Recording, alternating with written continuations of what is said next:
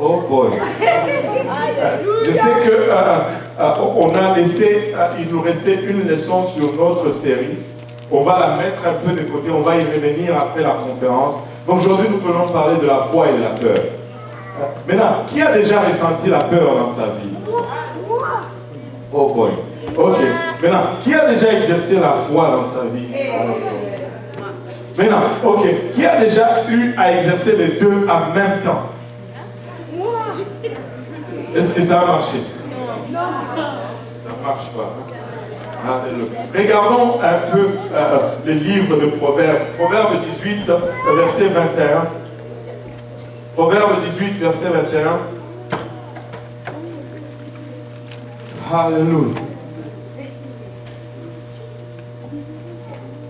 La mort et la vie sont au pouvoir de la langue. Quiconque l'aime en mangera le fruit. La mort et la vie sont au pouvoir de la langue. Quiconque l'aime en mangera le fruit. Je ne sais pas si vous avez saisi Tu sais, nous disons toujours la mort et la vie sont au pouvoir de la langue. Mais nous ne lisons jamais la suite.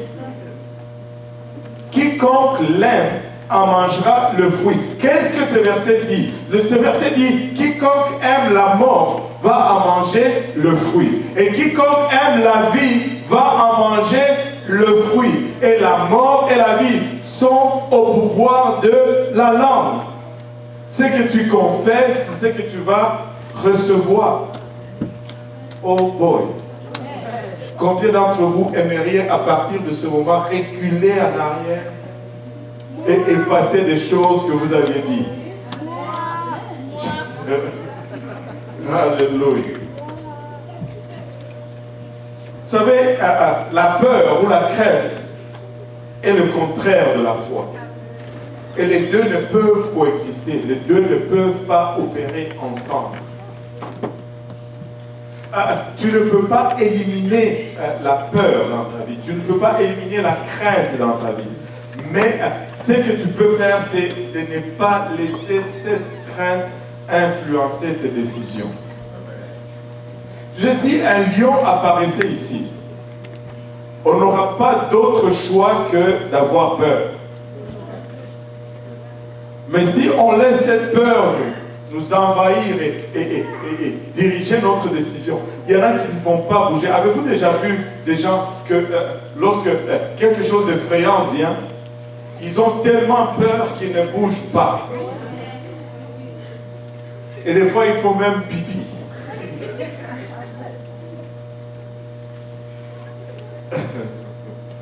Maintenant, la foi, c'est, tu sais, quand tu conduis, la foi, c'est la marche en avant. Quand tu mets sur D. C'est pas pourquoi même dans les voitures en français, on met D. Non, c'est pas démarrer. C'est parce que démarrer, c'est déjà fait. C'est drive, c'est pas départ. Devant, voilà. Mon point devant, je peux accepter. Devant, j'achète. Mais pour démarrer et départ, ça, c'est un peu départ comme ça. C'est un départ quand même. Mais je recule. Devant, ok, ça marche. Alléluia. Maintenant, ça c'est la foi. Mais quand tu mets sur R, ça c'est à la renverse. Chez nous on dit Kamasanalié. Anyway, c'est une longue histoire. Et la peur, c'est la marche arrière. Et la peur est une émotion souvent fort désagréable qui est causée par l'anticipation ou la conscience du danger. On sait qu'il y a un danger et cette émotion nous envahit. Et cette émotion est désagréable. Tu n'es pas confortable quand tu as la peur. Tu es dérangé quand tu as la peur. Mais la foi, par contre, c'est la ferme croyance en quelque chose pour laquelle il n'y a aucune preuve. Alors que tout indique le contraire, toi tu y crois. Ça c'est la foi. Et les deux sont contraires. Les deux sont contraires. Et ils ne peuvent vraiment coexister. Regardez, Marc 4,40. Marc 4,40.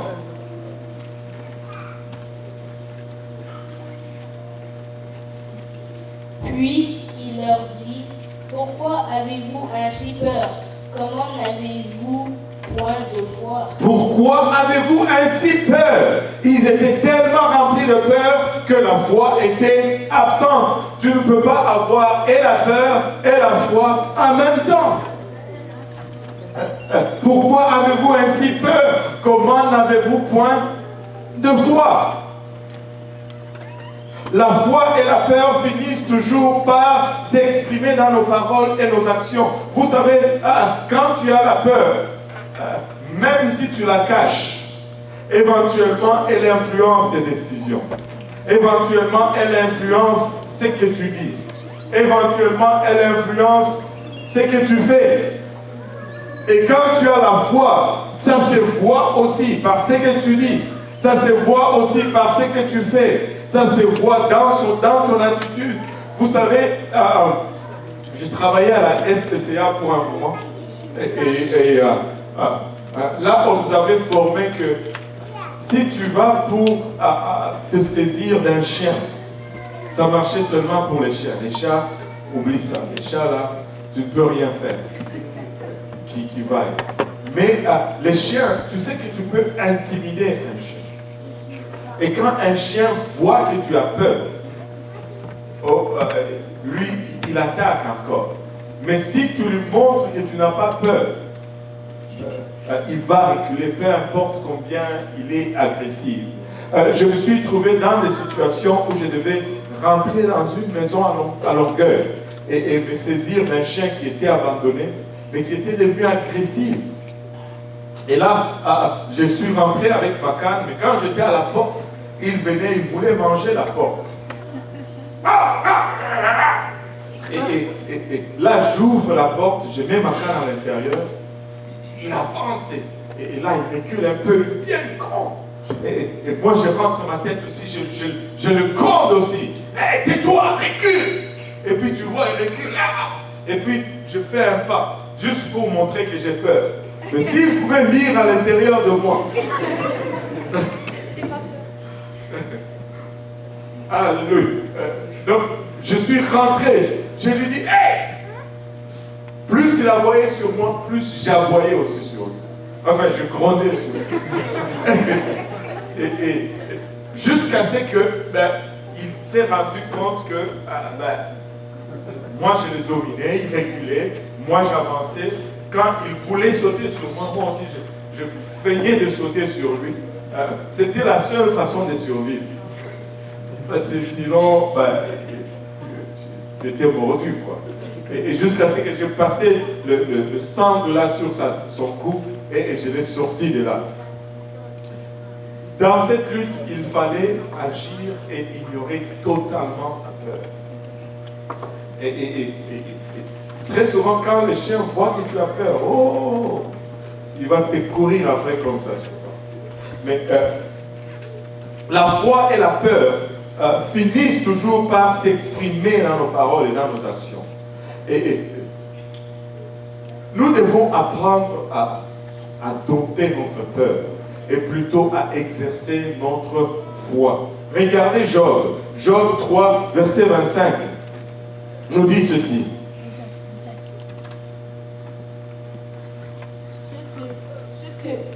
Ce que je crains, c'est ce qui m'arrive.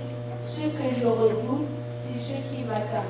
Ce que je crains, c'est ce qui m'arrive. Ce que je redoute, c'est ce qui m'atteint. C'est bon. Regarde. Quand tu exerces la peur, tu es en train de s'aimer une foi à l'envers. Alors que quand tu exerces la foi, tu es en train d'avancer vers le devant. Ta crainte va aussi générer des fruits dans ta vie. À la même mesure que ta foi va générer des fruits dans ta vie, ta crainte ou ta peur va aussi générer des fruits dans ta vie. Ce que tu crains, c'est ce qui va t'arriver. Et c'est très souvent comme ça que le diable fonctionne. Des fois, le diable n'a aucune idée de ce qui va venir dans le futur. Mais il va te dire, toi, tu resteras célibataire toute ta vie. Et là, tu t'élèves, oh, j'ai entendu une voix qui m'a dit ça. Ce n'est pas la voix de Dieu. C'est la voix du diable. Et ce n'est pas parce qu'il connaît le futur qu'il te dit cela. Vous êtes-vous déjà demandé pourquoi le diable nous dit toutes ces choses négatives? Ce n'est pas parce qu'il connaît ce qui va nous arriver. Parce qu'il y a plein de choses qu'il a dit qui ne sont pas arrivées. Mais c'est parce qu'il est en train de s'aimer une sémence. Si tu acceptes la sémence et que tu commences à croire à ce qu'il a dit, eh bien, ta peur va produire ce qu'il a dit sur ta vie. Et toi, quand tu vois cela arriver, qui est le produit de ta peur et non l'omniscience du diable, parce qu'il n'est pas omniscient, le diable ne connaît pas toutes choses. Juste quelques amens. Il ne connaît pas toutes choses, mais il est en train de s'aimer une sémence négative. Mais si toi tu prends cette sémence et que tu commences à mettre de l'engrais et à l'arroser jour après jour, il m'a dit que je ne serai pas marié. Il m'a dit, moi d'ailleurs personne ne me regarde même. Je suis laid. Moi, et tout ça. Et tu sais quoi? Et tu te retrouves célibataire parce que cela s'est traduit dans tes attitudes, cela s'est traduit dans ta façon de parler. Et quand tu vois cela arriver, tu dis, waouh, voilà, c'était vrai ce qu'on m'avait dit. Non, tu l'as produit toi-même. Tu l'as produit toi-même. Pourquoi ne veux-tu pas commencer à croire ce que Dieu a dit? Dieu dit, alléluia, tu es plus que vainqueur. Dieu dit que celui qui est en toi est plus fort que le monde. Pourquoi tu ne veux pas commencer à prendre d'abord cette sémence? Dieu dit, tu vaincras. Tu ne seras jamais vaincu. Alléluia. Ne prends pas la sémence du diable. Amen. Job dit, ce que je crains, c'est ce qui m'arrive, ce que je redoute, c'est ce qui m'atteint. Regardez ce que Joël dit. Nous voulons prendre ce que Joël dit. Bon, pas celui-là, mais je ne sais pas ce que lui l'a dit, mais c'est Joël dans la Bible. Joël 3, verset 10. Joël 3, verset 10. De vos oyaux forgés des épées et de vos cerfs des lances, que les faibles disent je suis fort. Que le faible dise je suis fort. Alléluia. Et si tu es faible, dis je suis fort. Si tu es fatigué, dis je ne suis pas fatigué. Si tu es pauvre, dis je suis riche. Alléluia. Commence à le déclarer. Commence à le croire. Commence à agir en conséquence. Déclare-le. Il dit que le faible dise je suis fort. Tu sais, quand il commence à le déclarer, et aussi souvent qu'il le déclare, il commence à croire en sa déclaration. Vous savez, j'ai vu des gens mentir. Ils vont tellement mentir qu'ils vont commencer à croire même dans leurs propres mensonges. Et là, ils deviennent désillusionnés complètement. Mais nous pouvons prendre cela et le renverser. Et commencer à déclarer des choses positives dans nos vies. Au point où nous commençons à y croire. Et nous commençons à voir ces choses prendre forme dans notre vie selon la parole du Seigneur. Amen. Alléluia. Regardez ce que Paul nous dit par contre. Dans 2 Corinthiens 12, 10.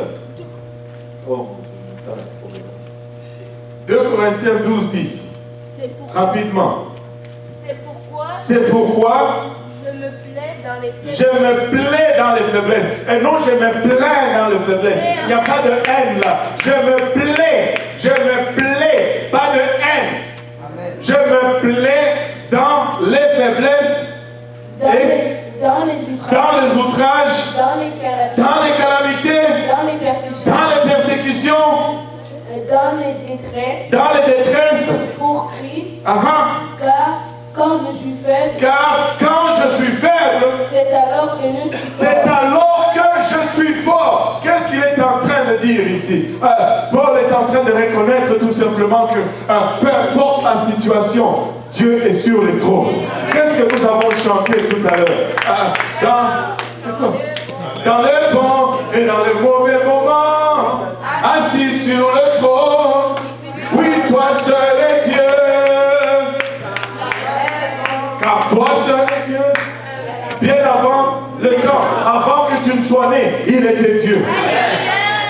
Et il était déjà au contrôle. Alléluia. Sa divinité n'est pas dictée par mes circonstances. Alléluia. Il est Dieu. La foi ne signifie pas... mais non, il faut qu'on se mette d'accord ici. La foi, ce n'est pas la naïveté. Il y a des gens qui sont naïfs. Mais ça, ce n'est pas la foi. La foi, ce n'est pas la naïveté. La foi ne signifie pas prétendre que les obstacles n'existent pas. Ça, ce n'est pas la foi. La foi signifie plutôt se rendre compte que Dieu est au contrôle, peu importe l'obstacle. Je vois l'obstacle, mais je sais que mon Dieu est plus grand que cet obstacle. Je ne suis pas ignorant de l'obstacle, je ne fais pas abstraction de l'obstacle, mais je fixe plutôt mon regard sur le Dieu qui est au-dessus de tout obstacle. Amen. Regardez Hébreux 10, verset 35 à 38.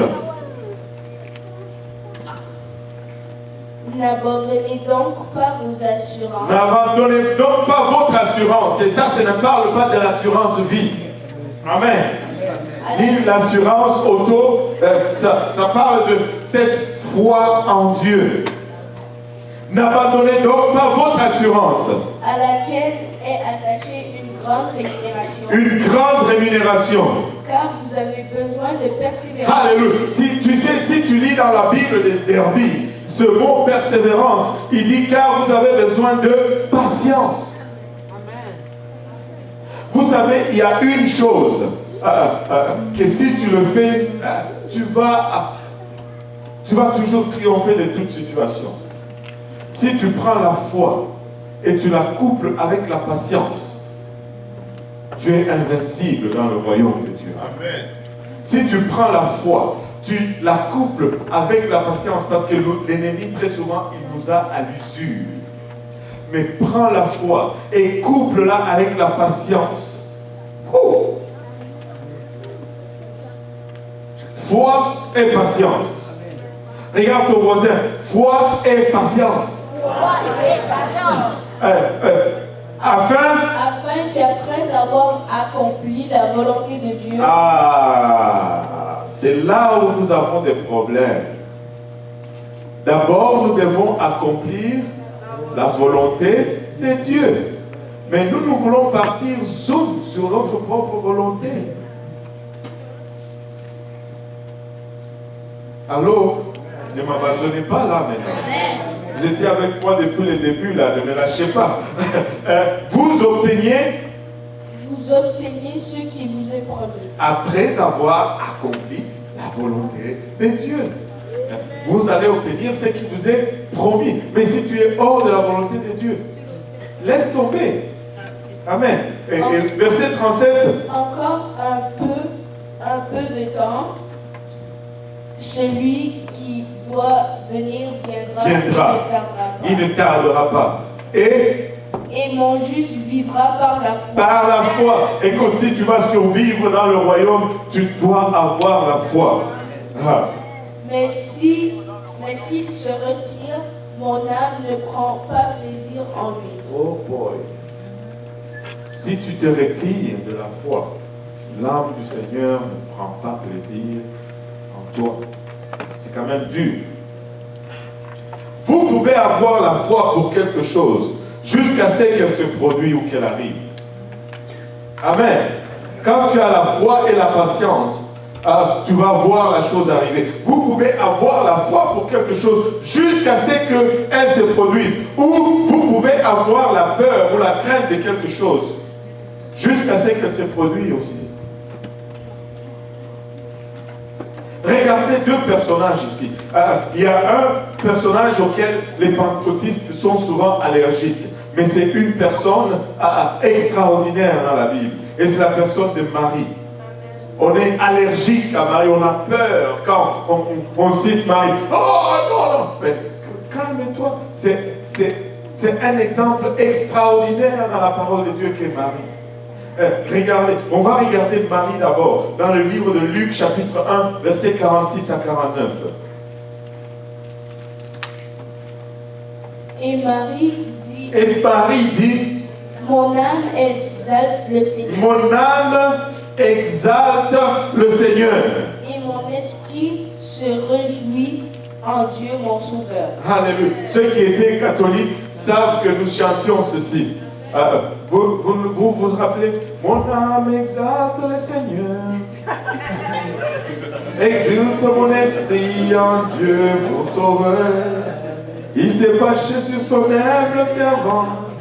Désormais tous les âges me diront bienheureux. Le Seigneur.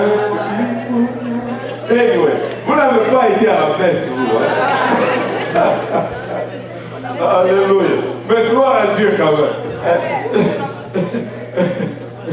Maintenant, mon Sauveur, parce qu'il a jeté les yeux sur la bassesse de sa servante, car voici désormais toutes les générations me diront, et tout le monde dise me diront, futur. Toutes les générations me diront, c'est futur. On va l'exalter, tout ce qu'il va faire dans le futur. Et c'est ce que Marie a fait. Vous savez comment on appelle ça? La foi.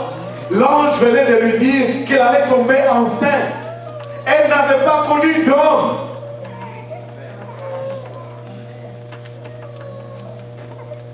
Quelque chose que tu n'as aucune preuve que ça peut arriver.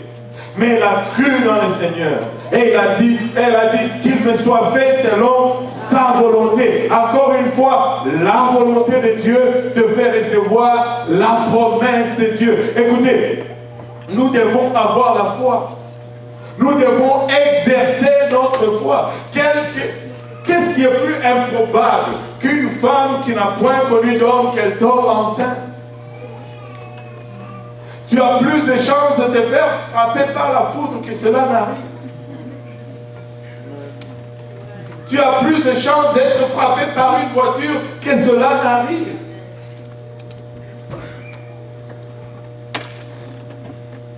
Mais, malgré cela, elle a cru, elle a mis sa foi en Dieu. Oh, peuple de Dieu, si nous pouvons juste mettre notre foi en Dieu, si nous pouvons juste croire à ses promesses et marcher dans sa volonté, rien ne nous serait impossible.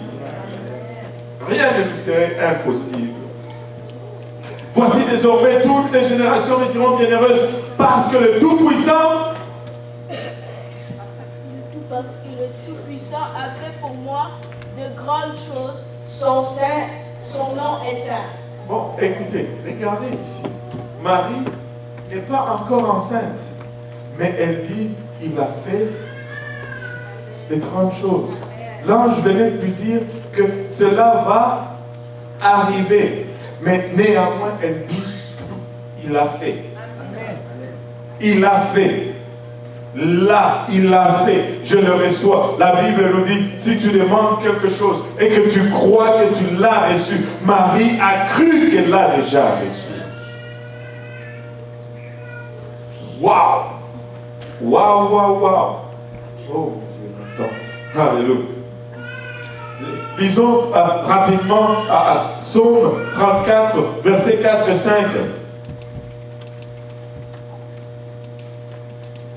J'ai cherché l'Éternel et il m'a répondu. Il m'a délivré de toutes mes frayeurs. Bon, là, dans Derby, c'est 3 et 4, mais dans lui, c'est 4 et 5. En fait. Exaltez avec moi l'Éternel, célébrons tous son nom.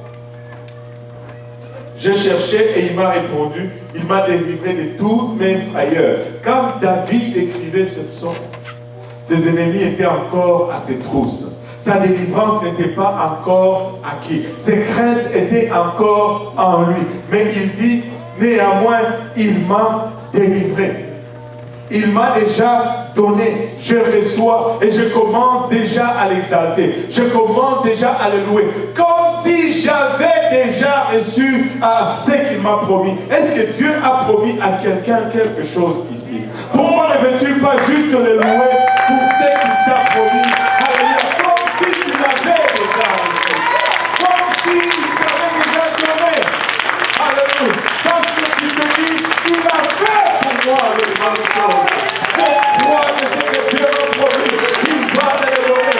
Non, non, non, pas il va me le donner. Il me l'a donné. Et pour autant, je vais le louer. Pour autant, je vais l'exalter. Pour autant, je vais magnifier son Saint-Nom. Alléluia. Oh là là, alléluia. Alléluia. Vous pouvez vous asseoir.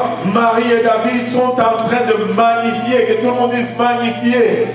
Magnifier l'Éternel en le regardant à travers ses promesses futures. Alléluia. Il magnifie l'Éternel. La plupart d'entre nous, nous magnifions nos problèmes au lieu de magnifier l'Éternel. Mais la Bible n'a jamais dit magnifier nos problèmes avec nous. Oh, tu as vu ce qui m'est arrivé. Oh, tu as vu ce que j'ai subi. Oh, tu as vu. Non, non, non, non. Oh, tu as vu mon Dieu. Tu as vu ce qu'il a fait. Nous devons commencer à magnifier Dieu et non magnifier le problème. Vous savez, le livre d'Hébreux, Hébreux 11, le chapitre de la foi, comme on le dit. Or, la foi est une ferme assurance des choses qu'on espère. J'espère quelque chose, mais j'ai l'assurance que je l'ai déjà. Amen. Je suis riche. Au nom de Jésus. Alléluia.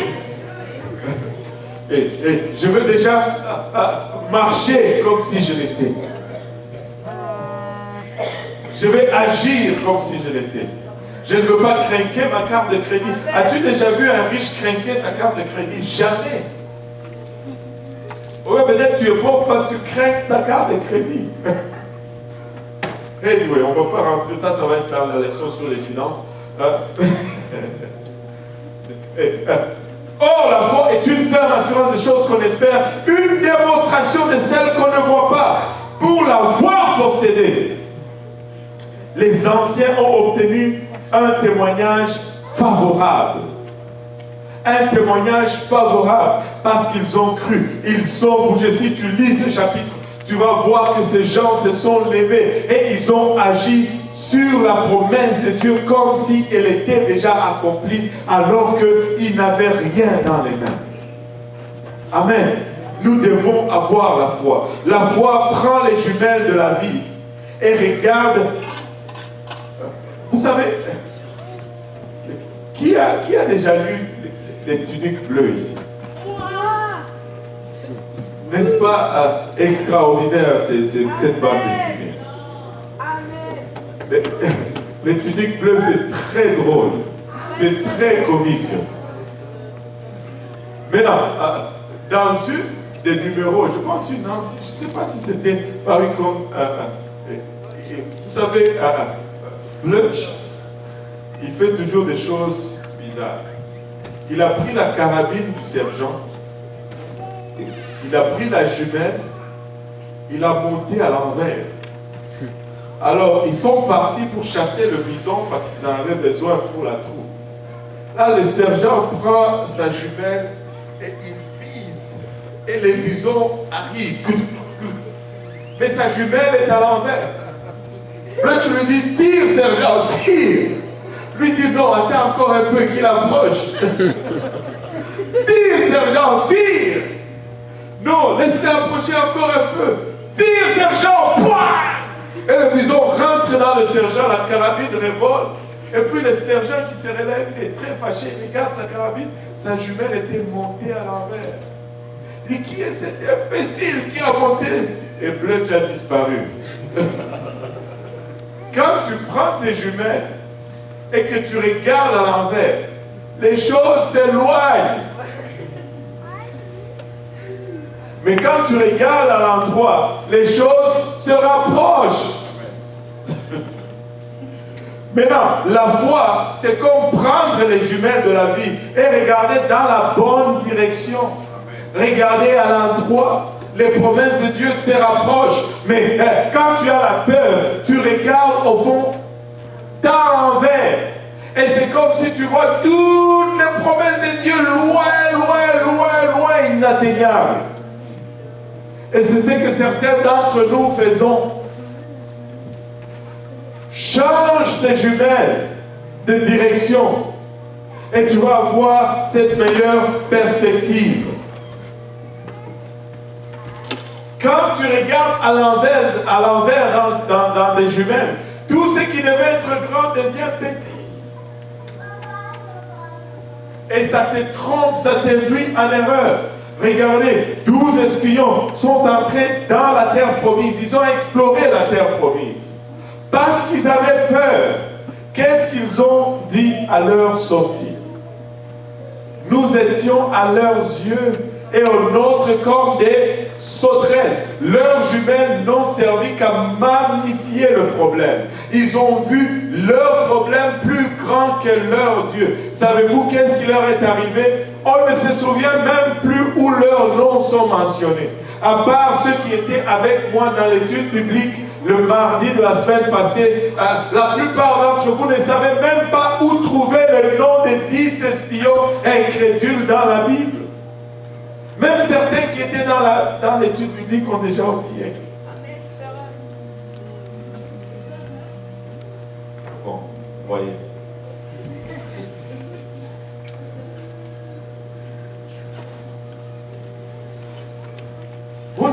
On ne peut même pas vous demander les noms. Mais les deux qui ont eu foi en Dieu, nous savons tous qui s'appellent Josué et Caleb. Maintenant, les 10 autres s'appelaient comment?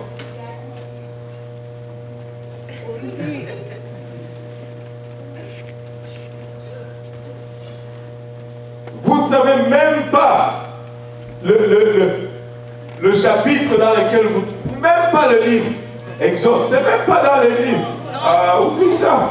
Nombre, Josué, Exode 9. C'est pas Exode 9, c'est Nombre 13.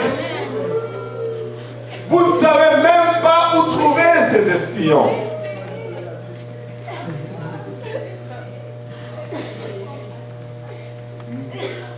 Vous savez, c'est de quoi vous vous rapprochez. Et si tu n'as rien saisi de tout ce qu'on a dit, retiens au moins ceci. C'est de quoi tu te rapproches paraît toujours plus grand. Et ce de quoi tu t'éloignes paraît toujours plus petit. Si tu commences à t'éloigner de Dieu, il commence à paraître petit dans ta vie. Rapproche-toi de Dieu. Tu vas le voir grand. Si tu n'as rien retenu de tout ceci, retiens au moins ça. C'est de quoi tu te rapproches paraît grand. C'est de quoi tu t'éloignes paraît toujours petit. Commence donc à t'éloigner de tes problèmes et commence à t'approcher de Dieu. Tu verras que ta perspective va changer. Rapproche-toi de Dieu. Rapproche-toi seulement. Et ta façon de voir va changer. Regardez, on va regarder pour finir le psaume 100.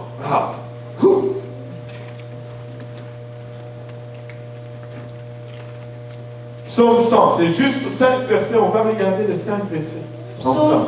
Psaume de louange. Psaume de louange. Que tout le monde dise louange. Alléluia. Pouvons-nous nous lever juste pour cette dernière partie-là? Poussez vers l'Éternel des cris de joie, vous tous habitants de la terre. Alléluia. Ça veut dire combien? Tout le monde. Tout le monde. Pouvons-nous juste faire cela juste en partant?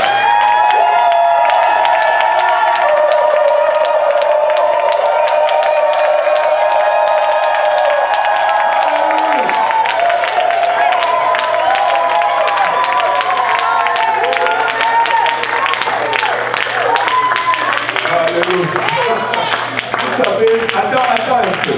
J'ai vu quelque chose qui m'a tué aujourd'hui. Que faire le bruit dans l'église, c'était démoniaque. Je me demande comment on allait obéir à ce verset en silence. Ça ne dit pas pousser des chuchotements. Ça dit pousser vers l'Éternel des cris.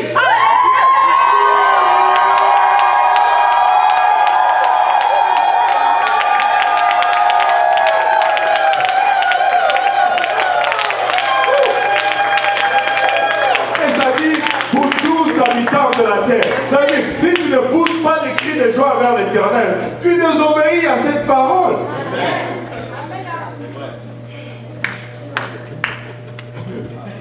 Et servez l'Éternel avec joie. Servez l'Éternel avec joie. Avec joie. Soyez contents de servir Dieu. Écoutez, soyez contents, s'il vous plaît. Je ne sais pas comment vous le dire autrement, mais soyez contents. Vous tous, servez l'Éternel avec joie. Venez. Avec allégresse en sa présence. Venez avec allégresse en sa présence. Maintenant, nous allons avoir des détecteurs de joie à la porte. Parce que nous savons que la présence de Dieu est ici. Si on te voit à la porte, comme si tu as mangé du citron toute la journée, on ne te fait pas entrer. Parce que sa présence est là. Non, on va te faire entrer quand même. Mais comprenez ce que je veux dire. Entrons dans sa présence avec allégresse. Ne venons pas avec des visages froncés. Non, soyons joyeux. Alléluia. Pourquoi? Sachez que l'Éternel est Dieu. Sachez qu'il est Dieu. Alléluia. Car toi seul.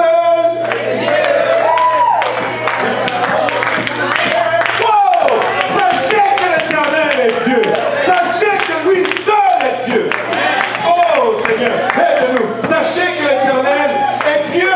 C'est lui qui nous a fait. C'est lui qui nous a fait. Oh! C'est lui qui nous a fait. C'est lui qui t'a créé. C'est lui qui m'a créé. Oh, alléluia. Et nous lui appartenons. Oh, alléluia. Je n'appartiens pas au diable. Juste cela devait te faire sauter de joie. Nous sommes son peuple et le troupeau de son pâturage. Alors, la conséquence de cela, c'est quoi? Verset 4. Entrez dans ses portes avec des louanges. Pas des complaintes, des louanges. Maintenant, regardez ceci. Entrez dans ses portes avec des louanges, dans ses parvis avec des cordes. Alléluia. Célébrez son nom. Célébrez-le. Alléluia. Bénissez son nom, car l'Éternel est bon. il est bon. Et sa bonté dure à toujours. Dure toujours. Sa bonté, ce n'est pas seulement pour lundi, pour mardi ou pour mercredi. Sa bonté, c'est 7 jours sur 7, 24 heures sur 24. Sa bonté dure à toujours. Nous servons un Dieu qui est bon. Nous servons un Dieu qui nous aime. Écoutez, il est notre Dieu et nous sommes son peuple et les troupeaux de son pâturage. C'est pourquoi à chaque fois que nous entrons ici, nous voulons y entrer avec de l'allégresse. Nous voulons y entrer avec des joies. Il dit, sa bonté dure à toujours et sa fidélité de génération en génération. Il ne sera pas seulement fidèle pour moi, il sera fidèle pour mes enfants, il sera fidèle pour mes petits-enfants et ainsi de suite. Laissez-moi vous dire ceci, nous allons célébrer l'Éternel, nous allons reconnaître qu'il est Dieu et nous allons exercer notre foi. Ce qu'il m'a promis, il va le faire. Il va le faire. Il a promis, alléluia, que ma famille connaîtra son nom. Savez-vous quoi? Je vais marcher dans ses promesses parce que ma famille va connaître son nom. Il m'a promis, alléluia, que toute chaîne va tomber. Car c'est lui, alléluia, que le Fils de l'homme a franchi. Il est vraiment libre. Savez-vous quoi?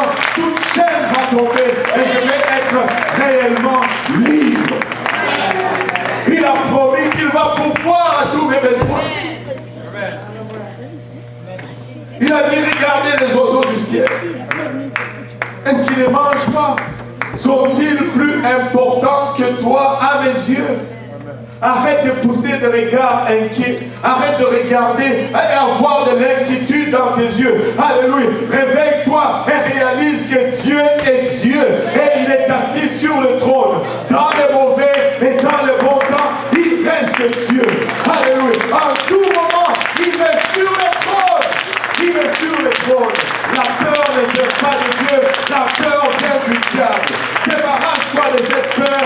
Alléluia. Et lève ta foi maintenant. Élève ta foi maintenant. Commence à croire Dieu plus que ta situation.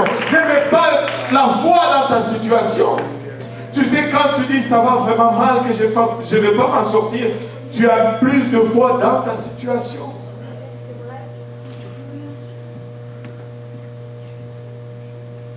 Mets ta foi en Dieu. Dieu est grand. Dieu est grand. Savez-vous, les 12 espions, les 10 qui n'étaient pas là après, mais 40 ans plus tard, lorsqu'ils sont entrés dans cette même terre promise, ceux qu'ils craignaient étaient en fait en train de trembler les craignant eux.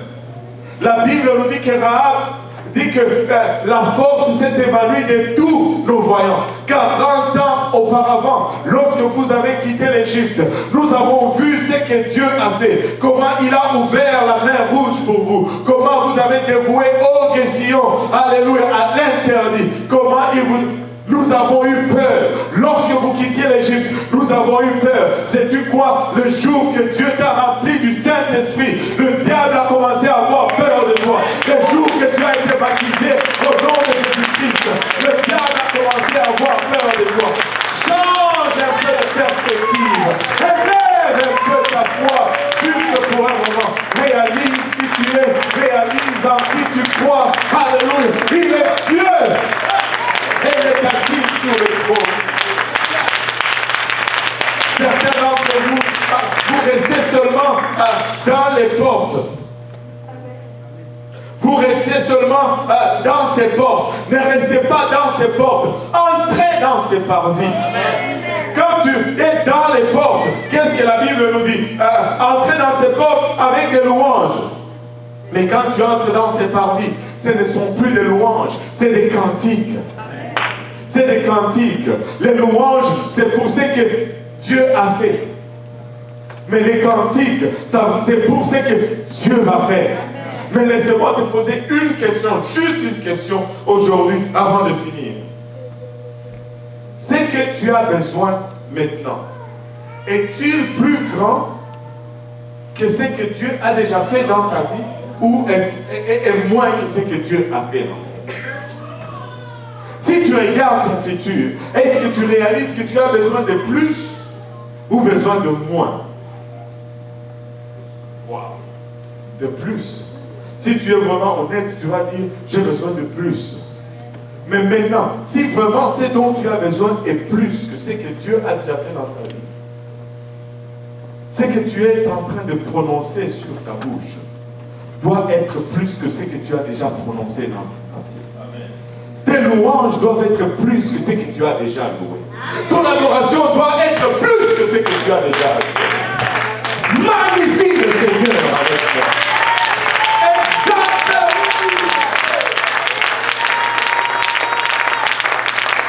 Si vraiment c'est dont tu as besoin, c'est plus. Loue-le d'abord plus que tu ne l'as jamais loué. Adore-le plus que tu ne l'as jamais adoré. Reconnais-le plus que tu ne l'as jamais reconnu. Parce que ce que tu as besoin dans le futur est plus que ce que tu as dans le passé. Que ta parole s'accorde à ton besoin. Alléluia. Est-ce qu'il y a quelqu'un qui veut louer le Seigneur avec moi? Alléluia.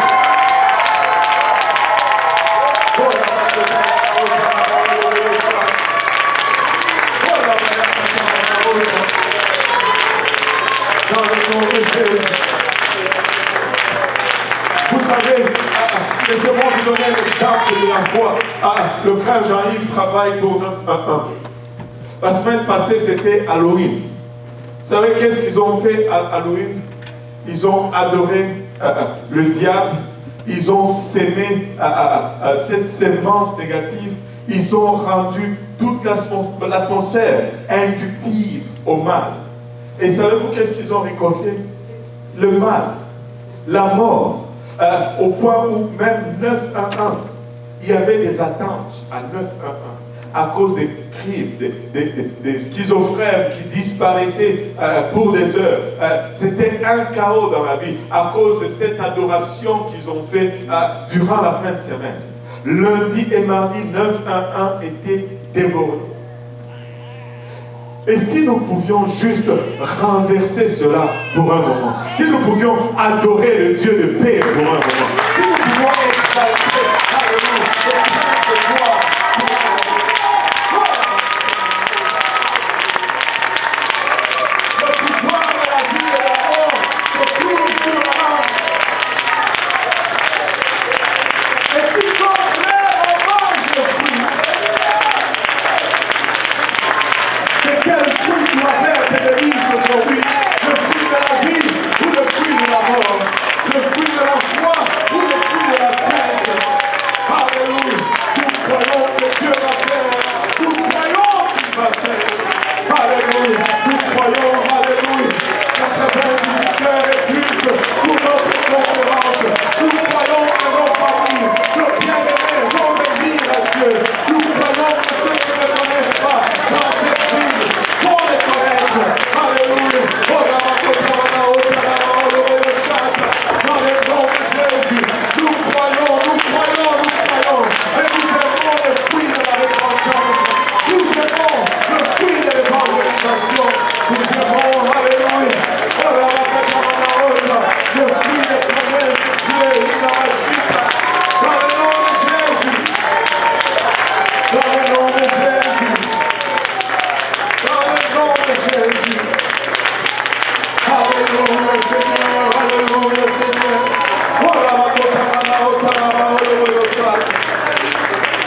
Alléluia. Gloire au nom de Jésus. Gloire au nom de Jésus. Alléluia. Il est à peine 20h30.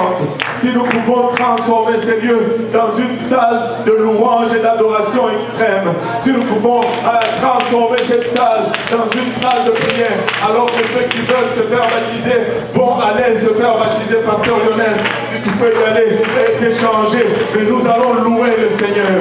Nous allons, alléluia, aimer le fruit de la vie et nous allons détester le fruit de la mort, parce que le pouvoir de la vie et de la mort se trouve sur la langue Stéphane.